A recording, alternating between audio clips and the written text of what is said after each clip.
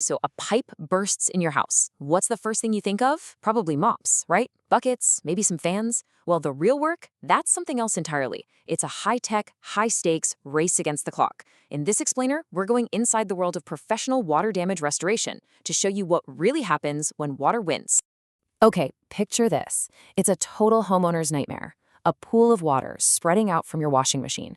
You're grabbing every towel you own, but here's the scary part. The real damage is already happening, where you can't even see it. And that's exactly where the pro playbook kicks in. Right, so that water you can see on the floor, honestly, that's just the tip of the iceberg.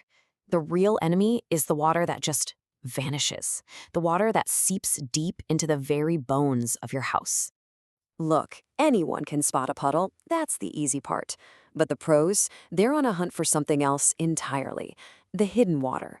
We're talking about the moisture that's soaking into your drywall, getting trapped under your floorboards, and saturating the insulation. That's the stuff that leads to rot and, you guessed it, mold. And, it's not always some dramatic burst pipe. Sometimes the threat is literally the world outside your front door, constantly trying to get in. It's a constant battle against the elements. Okay, here's something that kind of blew my mind. Think about the very ground your house is built on. If it's heavy clay soil, that's like a giant sponge, always wet, and it's constantly squeezing your foundation with incredible pressure. Then you've got the freeze-thaw cycle, cracking concrete and bursting pipes, and let's not forget about aging city water lines, or even your own galvanized plumbing from the 80s or 90s, just corroding from the inside out. It's a perfect storm of risk. So the second a water event happens, an invisible clock starts ticking, loudly. And those first 24 hours, they are absolutely critical. They can be the difference between a pretty straightforward cleanup and a total catastrophic failure. Speed is everything. Seriously. 48 hours. That number right there, that's the deadline. That's the finish line that every single pro is racing towards. But why? What's so magical or scary about 48 hours?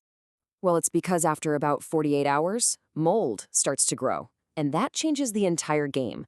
Suddenly, you're not just dealing with wet stuff, you're dealing with a potential biohazard, one that can mess with your health and the actual structural integrity of your home.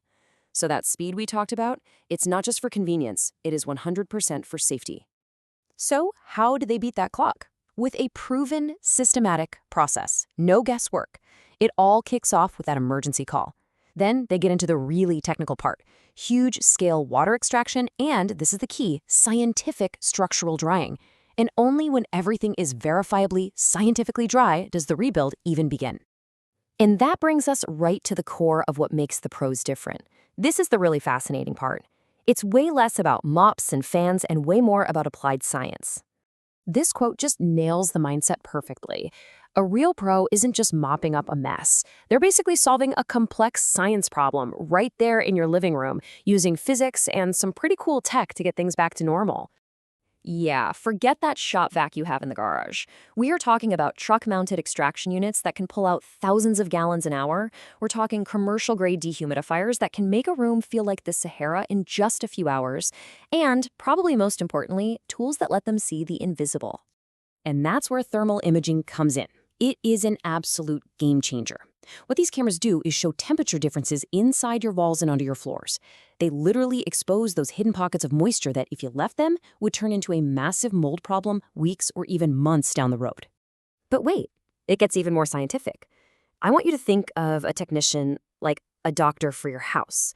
They use something called psychrometry, which is just the science of air and moisture, to basically take your house's vital signs. They're measuring temperature, humidity, vapor pressure, all of it. And with that data, they create a precise drying plan. It's not a guess, it's a calculation. Okay, so once all that drying science is done and every single material is back to its normal pre-disaster moisture level, the job shifts. The emergency phase is over. Now it's time to put everything back together. The easiest way to think about it is like this. Mitigation, that's the first aid.